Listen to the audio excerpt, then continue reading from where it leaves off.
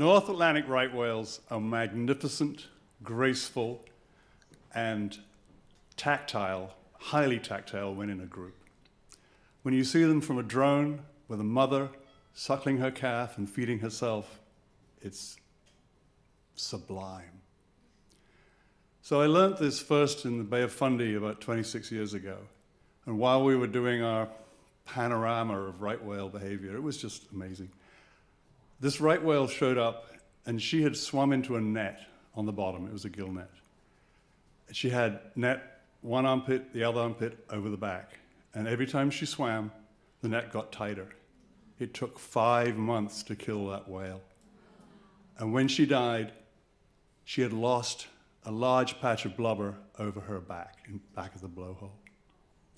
This was a poster child and a starting point for many of us in the business. And the idea of telling the story and figuring it out and using my science trainings was good, but at that moment I became an advocate as well. 3 years on, Noah asked me to go look at a right whale that had been entangled, wrapped the line around the tail, and there was a little buoy wedged onto the notch of the tail. And every time it swam, it cut deeper into a little ring around the tail. And the aquarium had taken the line off the animal, but it died some weeks later. And it had come ashore in Nantucket.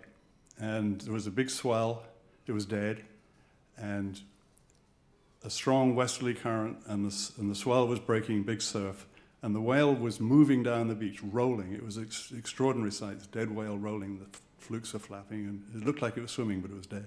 So we got ahead of it down by the airport, dug a hole, put a big anchor in there with a line on it. The other end of the line, we waited for the whale to come by. And as the whale came by, we wrapped the line around the tail, and the tail was flapping around in the hole. It was fun. And anyway, we did that, tied it off. Whales came to a halt. The anchor held. I was standing on the anchor, and it was all good. And the trouble was that lines all go to the narrow part of the tailstock there, and this big fat line was in exactly the place that I wanted to examine it. It was all tight, and there was a big swell running still, and nothing to do. 2 days of storm, came back. I talked to Noah, and they said, well, what you got to do is you're going to let go of most of the whale, cut it off in front of the wounded tail, then bring the wounded piece back to the lab. I said, okay, fine, I'll do that. So I got a knife, cut it off, and off it went. As I saw it go, it was like, oh, God, how do I do this? You know, it was the end of something and the beginning of something else, essentially. So I pledged right then to tell this whale story and tell its successor's story, publish, perish, publish again, and just publicize and present and fix. So took the chunk up the beach, and that was tough because the moving carpet of soil, of sand and gravel, pulling me down the beach with the tail. And a couple of times we almost went back and joined the whale, but we got up, and I got it back to the lab and took it apart. And whales have these huge flukes, and one of the things they do, they're big propellers too, but they are also radiators for heat. And what I found was that the veins draining the tail had been blocked by scar tissue, so there was no way that whale could dump heat. So it lost a lot of weight during the rope wrapped around the tail, but also it was unable to maintain its body temperature, and mammals are homeothermic, they have to do that.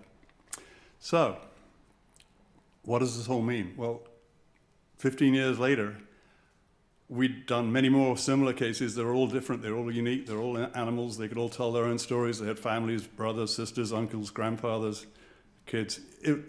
These are families of whales, and it was just terrifying to see this all falling apart for them.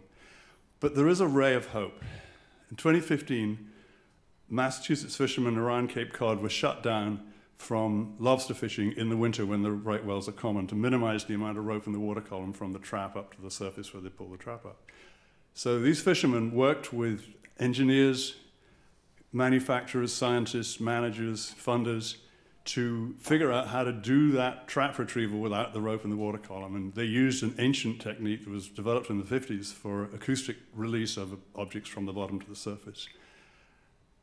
And what has been so special for all of us involved in this work is the cooperation, the mutual respect, and the productivity and the pride in how we've all worked together to make it sustainable, not only for the fishermen, but also for the whales. And I hope and pray that in 10 years' time, I cannot be telling this story as now, it'll be then. Thank you.